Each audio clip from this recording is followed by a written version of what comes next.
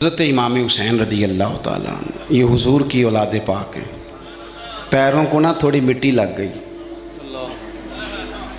عمر جوانی کی تھی، داڑھی مبارک ساری سیاہ تھی، کالی تھی۔ حضرت ابو ہریرہ ان سے سالوں بڑے تھے، امیر المومنین فی الحدیث۔ حضرت ابو ہریرہ نے دیکھا کہ امام حسین کے مقدس قدموں کو مٹی لگ گئی۔ کسی سے بھی کہا جا سکتا تھا ذرا امام صاحب کی توجہ کرانا، یہ ذرا مٹی اتار دینا، لیکن حضرت ابو ہریرہ جھٹ سے اٹھے، اپنی پگڑی کھولی، اس کا پلو لیا اور حضرت امام حسین کے پیروں سے مٹی صاف کرنی شروع کر دی۔ کیوں کہ اہل فضل ہی کسی کی فضیلت کو جان سکتا، عزت والا ہی کسی کو عزت دیتا ہے، جس کے پاس وقار ہو۔ او میرے سنگیوں، لوگوں کی باتوں میں نہ آنا، یہ تمہیں الجھا دیں گے، یہ تمہیں تفریق میں ڈال دیں گے، یہ انتشار برپا کریں گے۔ یہ وہ حسین جماعت ہے جو حضور کے سامنے بیٹھا کرتی تھی۔ ان سے پیار کرنا، ان سے محبت کرنا۔ آپ کبھی ترمذی کی ایک حدیث پڑھیں تو مر جانے کو جی کرتا ہے۔ حضور نے فرمایا تھا، میرے صحابہ کے بارے میں اللہ سے ڈرنا، میرے بعد انہیں اپنی زبانوں کا نشانہ نہ بنانا۔ کاش کوئی ان جملوں کا درد سمجھ سکے۔ فرمایا رب سے ڈرنا، اور کریم فرمانے لگے جس نے ان سے محبت کی میری محبت کی وجہ سے محبت کی، اور جس نے ان سے عداوت رکھی میری وجہ سے رکھی۔ کبھی بھی کسی میں، اور جو حضور کی اولاد ہے، صحابہ کرام نے ایک جگہ کچھ نذرانہ جمع کیا اور جمع کر کے کہا کہ حضور کی بارگاہ میں پیش کرنا ہے۔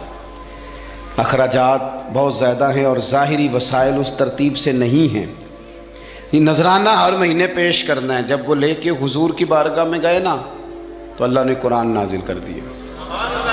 فرمایا محبوب ان سے کہہ دو، لا اسألکم علیہ اجرا، میں تبلیغ دین پر تم سے کوئی اجر نہیں مانگتا، الا المودۃ فی القربى، بس میرے قریبیوں سے پیار کرتے رہنا، میرے قریبیوں سے محبت کرنا، پیار کرنا قریبیوں سے۔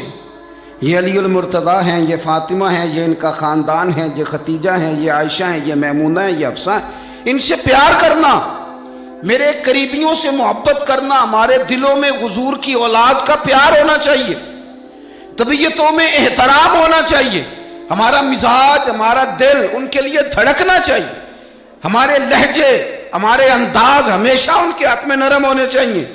میں کہہ چکا ہوں سید کا صرف عقیدہ ٹھیک ہونا شرط ہے، باقی آپ تحقیق اور تفتیش میں نہ پڑیں، وہ جانے رب جانے۔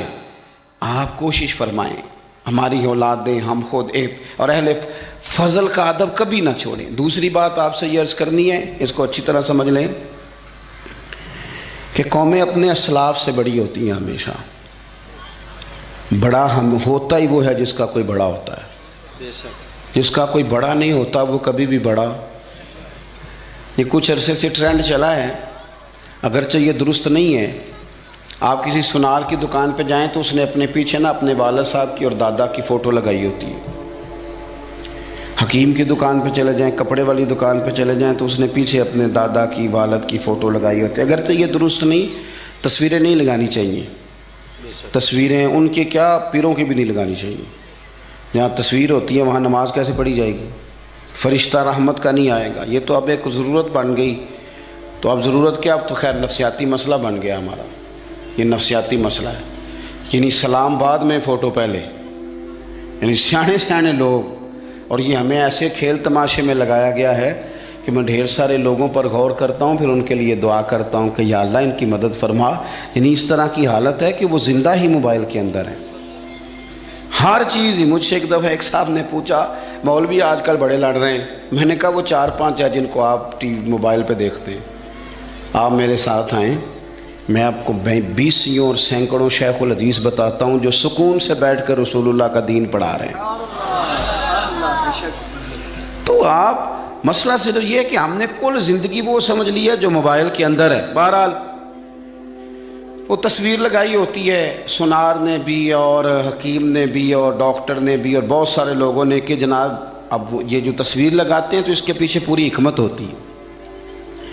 آپ ان سے پوچھتے ہیں یہ فوٹو کیوں لگائی ہے، تو وہ کہتے ہیں ہم یہ بتانا چاہتے ہیں کہ یہ کام آج نہیں ہم نے شروع کیا، ہمارا شجرہ پرانا ہے، ہمارے باپ دادا سارے یہی کام کرتے تھے، ہمارا خاندانی ورثہ ہے۔ وہ ثابت یہ کرنا چاہتے ہیں کہ ہم پیچھے سے ہمارا ایک سلسلہ آ رہا ہے. ساری دنیا اپنے اکابرین کو، اسلاف کو، بڑوں کو ان کے زور پر بڑا ہونا چاہتی ہے. یہاں کچھ لوگ ایسے آئے ہیں جن کے نزدیک معاذ اللہ صحابہ ہی ٹھیک نہیں تھے، اہل بیت ہی ٹھیک نہیں تھے. آپ اپنی سند کیسے مضبوط کریں گے؟ اگر وہ اولین جو حضور کے سامنے بیٹھتے تھے وہی ٹھیک نہیں تھے تو پھر ان سے ہو کے جو دین آگے آیا اس کو تم کیسے ٹھیک مانو؟ ساری چیزوں کو مشکوک کرنا چاہتے ہیں. ہمارے بزرگوں نے، امام بخاری نے، امام مسلم نے محنت کر کے حدیثیں تلاش کی، اصول بیان کیے کہ یہ حدیث صحیح ہے، متواتر ہے، حسن ہے، ضعیف ہے، کیا ہے، اس کے اصول اور قاعدے بیان کیے. اور جب انہوں نے خود پوری تحقیق کی، تھوڑی سی آپ مشکل بات نہیں کر رہا، تھوڑی سی آپ غور کریں گے، انہوں نے سینکڑوں میل کا سفر کیا، گھوڑوں پہ، پیدل، اونٹوں پہ، ریسرچ کر کے بتایا کہ یہ حدیث بالکل درست ہے، اپنی سند کے اعتبار سے، متن کے اعتبار سے یہ متواتر درجے کی ہے. انہوں نے پوری ریسرچ کی. پھر غور کریں کیا کہہ رہا ہوں، جب پوری تحقیق کر لی تھی تو پھر انہیں کہنا چاہیے تھا نا یہ نبی پاک نے فرمایا ہے، کہنا چاہیے تھا نا کہ یہ حضور نے فرمایا، ہماری تحقیق ہے، حدیث درست ہے. لیکن کسی نے بھی ڈائریکٹ نہیں کہا. انہوں نے جب بھی کہا کہنے لگے حضرت عبداللہ ابن عمر فرماتے ہیں کہ حضور نے یوں فرمایا، حضرت انس بن مالک فرماتے ہیں کہ حضور نے یوں فرمایا، حضرت جناب سیدہ عائشہ صدیقہ فرماتی ہیں یوں حضور نے فرمایا، حضرت ابو ہریرہ فرماتے ہیں یوں حضور نے فرمایا. انہوں نے نا پہلے اس صحابی کا نام لیا جنہوں نے وہ بات اپنے سینے میں محفوظ کی.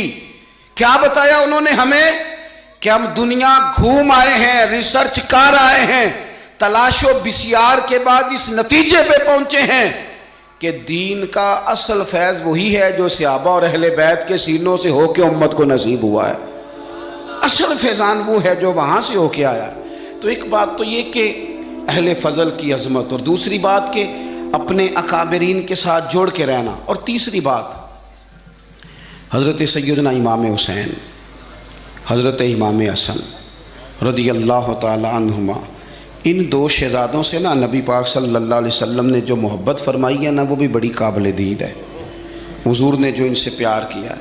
کچھ لوگ ایسے ہوتے ہیں کہ جن سے انسان جب پیار کرتا ہے، محبت کرتا ہے تو وہ بات نا دور دور نکل جاتی ہے، بات پھیل جاتی ہے. ان کے ساتھ نا میرے نبی پاک کا خصوصی لگاؤ ہے.